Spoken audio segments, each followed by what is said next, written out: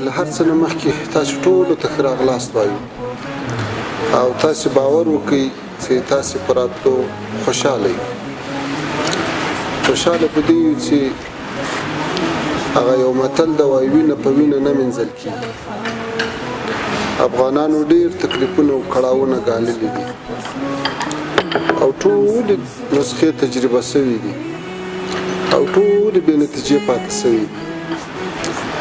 اوس دغه یوه لار موږ تاسو ته پاته ده چې په تاریخ په اوږدو کې هم نتیجه ورکړې ده او اوس به انشاءالله ورکوي چې افغانان یو بل ته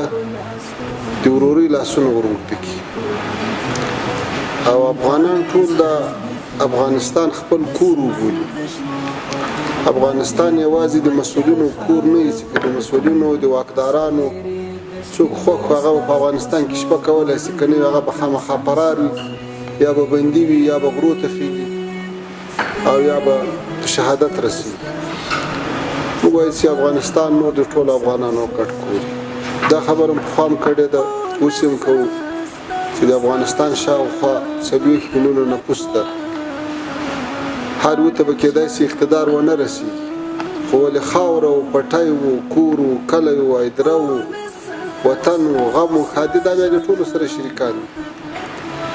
هیڅوک باید په خپل وطن کې د بېګانګۍ احساس ونه کړي او دغه تصور ختم شي چې د پلاني تنظیم یا د پلاني ګوند یا د پلاني حرکات یا د پلاني نهضت اقتدار ده نو بل څوک هلته د ژوند کولو حق نه لري نو تاسو چې د دې کاروان هغه مخکیني غړي سواسته چې رامخته سواسته او نورو ته مو هم لاره هواره کړه دا به د تاسو لپاره په تاریخ کې په زرینو کرښو لیکل کېږي زه هم په خپل وار سره ټولو راغلو مېلمنو ته ښه راغلاست وایم افغانستان ته راغلاست او ستاسو په راتګ باندې خوشحاله یو او دا واقعیت دی لکه څنګه چې تاسو محترم وفرمایل یعنې موږ د خلکو هر څوک چې وطن ته راځي په هغه خوشحاله کېږو او دغه چې راغلي وو د وطن د وتلو هر څوک چې هر افغان د وطن وي یقیني په هغه خفه کېږو او موږ په دغه وجه د ټولو ملګرو دغه هڅه وه چې موږ باید داسې یو لار پرانیسو چې هر څوک چې خپل وطن ته راځي هر افغان چې افغان وي هغه من حیث افغان یو داسې دومره عقلمندۍ ولري چې دی خپل وطن ته په ازادانه توګه راسي یا واوسېږي او که وځي په ازادانه توګه ولاړ شي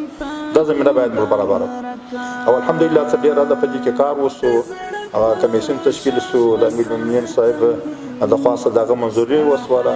او په دې باندې تاکید وسو چې زمینه باید برابره شي افغانان یو ور مخکې دې کوشش کوي چې ونه وځي بیا چې څوک ولاړ اول حالت خو خامخا نه معلومېدل چاته نه معلومېدل چې څه به پیښېږي اوس چې حالات برقراره سو باید زمینه ورته برابره شي خلک خپل وطن ته راشي نو خو تاسو ته خپله معلومه ده دغه 40 کاله د 40 کاله چې شوي دي دغه انقلاب په افغانستان کې روان دي هغه کومې دربدرۍ چې شوي دي یا کوم حالات چې شوي دي زموږ ستاسې په د هرې نګاه نه متضرر شوي د اندازه سړي ته لګېږي په ډېرې هوادو په ډېر کې پرېږده دا نور هر څه چې راواخې زموږ ستاسې تقریبا د مملکت په هیڅ چې اوس واخې ډېر شاته کلېږي موږ باید ډېر مخته وایو خو ما په دغه مشکلات په وجه باندې ډېر شاته کلېږي بیا دا یو تجربه وسوه دا هم یو وخت کله کله مشکلات ډېر وسي خو اخر دغه معلومه شي چېرې نو د حل لاره څه ده نو اوس الحمدلله دغسې یو فرصت راغلی لکه تاسې خپله ګورئ چې د ډېر غټې لاسته راوړنې موږ ته لرو اول که دې ته وګورو تر څو پورې یو بهرنی قوت په افغانستان کې وي که ته هر څومره قوي هم سې خو هغه ستا دپاره تهدید دا واقعیت دی او ستا د مختګ دپاره ستا ترقۍ دپاره یقیني هغه یو تهدید دی هغه نشي کېدلی موږ تاسې ولیدل یعنې هغه پیسې چې افغانستان ته راغلې